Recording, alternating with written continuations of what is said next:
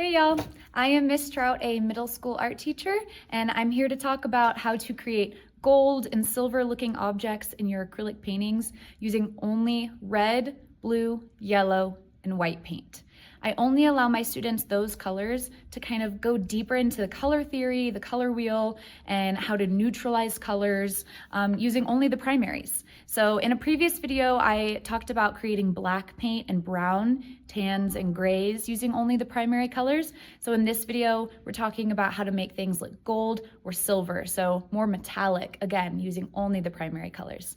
This is the finished product for what I painted in the video, and I hope you enjoy. If you have any questions, feel free to leave a comment and like and subscribe, please. Thank you. Alrighty, so here I just have my sketch of the chess piece. I tried to draw as lightly as possible because I was using a lot of yellow for the gold, so I didn't want the pencil marks to be able to show through at the end. So just be wary of making sure that your pencil marks aren't super dark.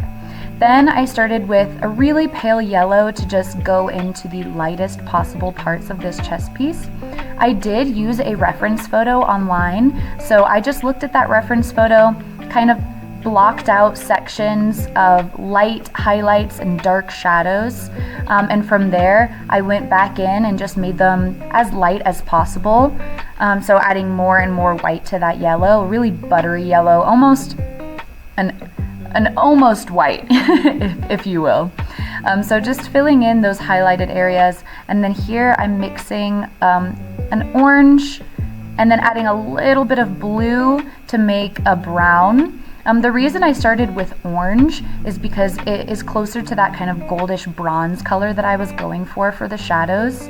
And to make brown, in my last video I explained it a little bit further, but really you just need any set of complementary colors. Or if it is easier for you to think of it this way, you just mix all three primary colors together. So for me, since I wanted my brown to lean more towards orange, I mixed orange first and then just added a little bit of blue at a time. Here, I went back into that kind of brownish orange color and added a little bit of white so that I could start blending those dark areas into the light highlighted areas that I had already painted. For this to work, you do want your paint to blend together nicely so that it needs to be wet.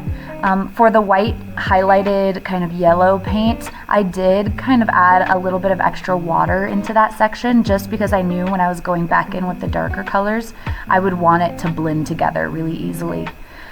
So here I am going back after blending and just inserting a little bit more of those highlights. I really wanted them to pop in this image because, as you know, metallic objects are very shiny. They have high reflection. So I wanted that to really come through in this painting. So it's not quite just white paint, but there is a little bit of yellow in this. And likewise, if you're painting something silver, it would probably just have the tiniest bit of gray mixed into that white when you're adding those super highlighted areas. So I'm using a couple different sizes of brushes here. For these really tiny highlighted areas, like where all the little grooves are in the chess piece, I'm using a quite small brush.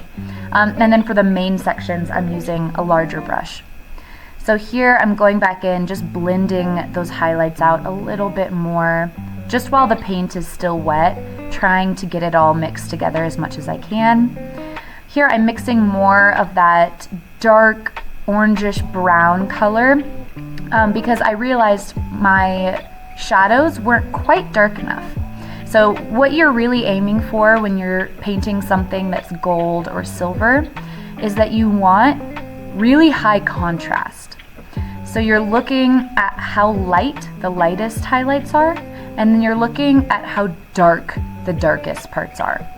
And you want them to be a very stark contrast. So I'm just going back in, and anywhere on my reference photo that I see really dark shadows, that's what I'm adding here. So that brown, the orangish brown color I made has no white mixed into that. That is just that pure brown color to make it as dark as possible. I will eventually go in and add a little bit more white to that brown color just to blend it back into the shadows again. But for right now, I'm just going through and blending it out, adding the dark shadow color anywhere that I need to with that brown. I feel like this is the part of the video where I should be playing elevator music, but honestly, that's like one of my biggest pet peeves in art videos, so we can just sit comfortably in silence instead.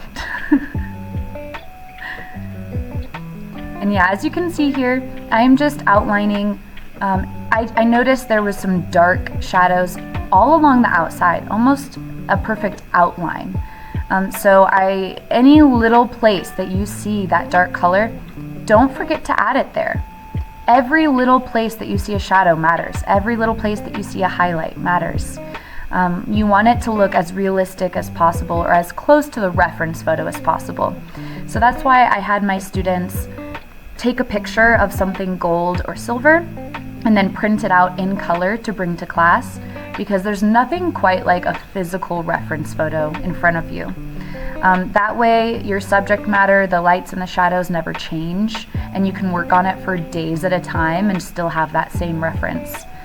Plus, it gives them, a sense of choice, and they get to choose what they're painting, whatever object they found at home, or maybe it's one of their favorite things, a trophy that they've received, and that gets to be their subject matter. So here, again, I'm just adding those dark shadows anywhere I see on the reference photo, still using that brown. And one thing is, you might run out of colors pretty quickly doing this, but something that I've noticed is, as long as you're consistent with the ratios of like orange to blue that you're adding, you should be totally fine in mixing that same brownish color again. And if the brown is a little bit off, say for example, you finish one day in class and then the next day you cannot mix that same brown again for the life of you, well, mix that brown, whatever you have that day, and then go back in and just kind of gradually add it to the other areas where you already added that previous brown.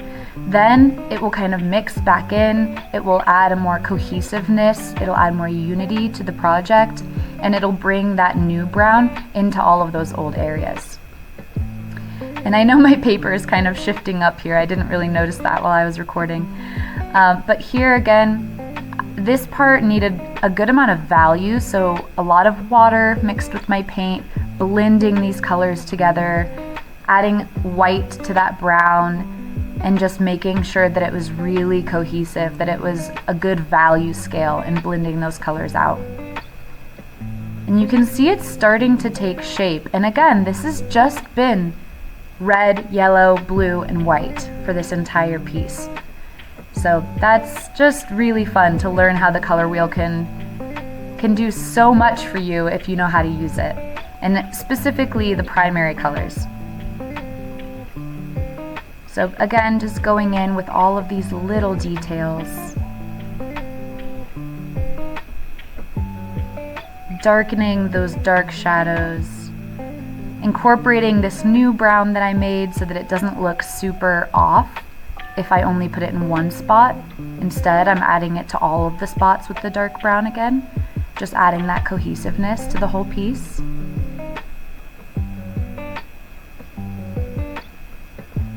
Maybe I will put a little bit of elevator music behind all of this. It has to be good though.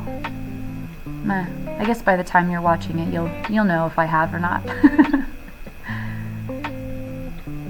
This part was really tricky. Figuring out that dome on the top, because it's shadowed by the pointy part of the chest piece. So it's going to be darker than the rest of the chest piece, but it still had highlights.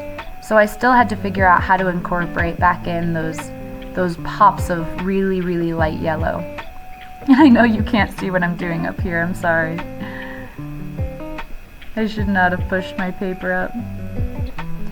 But as you're looking at the rest of the chest piece, you can really see just how these few colors are coming together to make it look more reflective. And it's really minimal work, honestly. And this took me about 2 class periods, 2 45-minute class periods to create. So for students, I will most likely give them an entire week of classes, so 5 45-minute class periods, and then kind of reassess towards the end of that, maybe on day 4, and see if we need even more time than that. Just because this is their first time doing this project, mixing these colors, learning about this color theory. And so I like to be really flexible with, maybe on one day I have to do another demonstration, maybe one day we go more in depth on the color wheel just to figure things out together. So I would say about a week though of classes is how long this would take a student. So now I'm just going in with that buttery yellow color again, kind of blending out all those shadows and those shapes that I had previously made, blending it back into the shadows,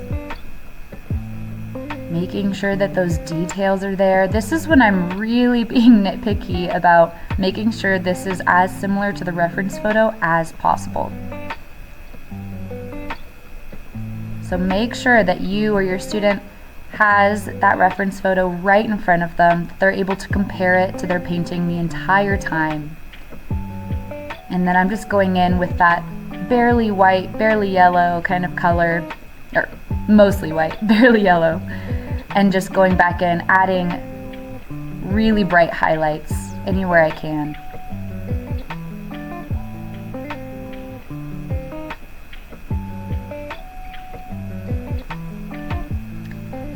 And since there's about 25 to 30 students per class, I usually have each table of about 4 students share a palette of red, blue, yellow, and white, but then they each get their own mixing palette. So this way, maybe some of them are making a silver object, some are making a gold object, but then they all, get to have their own mixing space while still not wasting paint. So we're still being sustainable and making sure that we're only using the amount of paint that we really need. Here, I'm using, again, it's not quite just white, there's still a little bit of yellow mixed in, but I'm adding in all of those highlights. And then now I'm adding the background. I thought that with that orangey brown color for the shadows, that this blue background would really make it pop, since blue and orange are complementary colors, and it would pull the blue out of that brown color as well. So I chose blue for the background color. And you're going to want to be just as careful doing the background as you were when you were creating your gold or silver artwork. You want to use those bigger brushes for the main part, and then those tiny little brushes to get all around the chest piece, just so that you're not going over anything.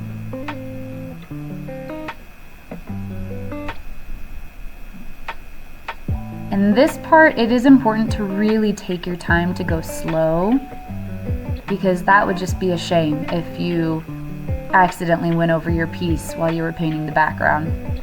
And you don't need the background to be anything special, no patterns or any objects in the background. You just want probably a solid color. I did a little bit of texture in the background with that brush, but nothing crazy. And you can see here I'm going in and really perfecting those outlines. I just want to make sure that I'm not covering up the chest piece at all with this blue background.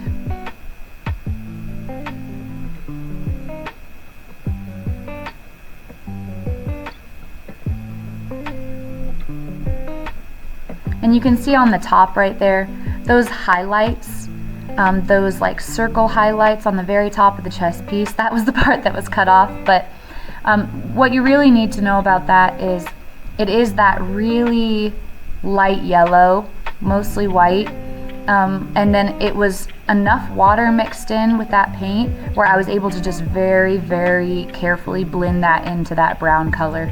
So there is a bit of a value scale there instead of just white dots, right? You want to still blend that in so it looks more reflective, more shiny than just more of a cartoon reflection. So just make sure that you're blending those colors together instead of just having them be two separate sections. And again, you're getting those really tiny brushes in there, making sure you get all the way around.